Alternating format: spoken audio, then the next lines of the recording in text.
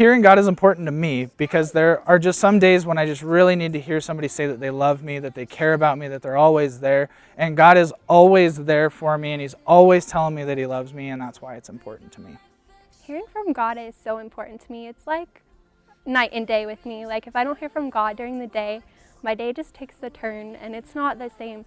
And when I hear from God, it just makes my day better. Hearing from God is important to me because in the past, God always speaks to us, but it's whether or not we listen to what He has to say to us. And when I haven't listened to God, I've definitely found myself in situations where I didn't want to be in, or sort of distracted me from the path that God has for me.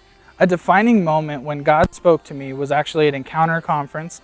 We were having a great time and we were getting into some worship, and then God spoke to me and said that I was supposed to be a youth pastor. And since then He's been training me and equipping me and speaking with me and teaching me how to love people and to love teenagers even more. I was sitting in my kitchen and all of a sudden I had this idea just pop into my head over coming to Reno to go to school and to just live here.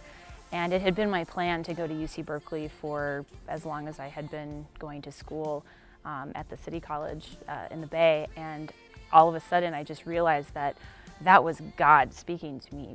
It was right about after high school when I didn't know what I was going to do with my life, and I heard about HSM.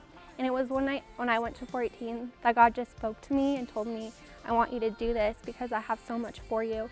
I primarily hear from God in an idea that'll all of a sudden pop up in my head, and it's not generally something that I would be thinking about or something that I would have the intricacy in my brain to gather information towards. And that's how I know that it's God speaking to me, is because it's not just me. I have a hard time tuning down, so when I'm asleep, it's like a cinematic movie. He just starts talking to me about my life and helps me. It's not always an audible thing, but sometimes dreams and just sitting with the Lord, he just speaks to my heart.